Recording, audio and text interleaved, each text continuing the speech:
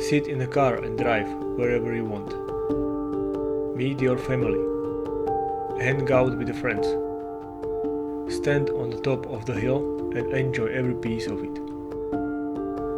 Or just live your life as a normal human with all freedom you used to have. You will never look at your life in the same way again.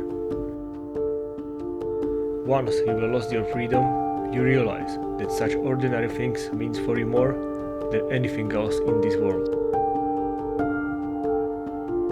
Things, situations, moments you would never think you could lose will transfer only into your dreams and never-ending thoughts how much you would love to have them back. And for me, this is the way how I take back my freedom.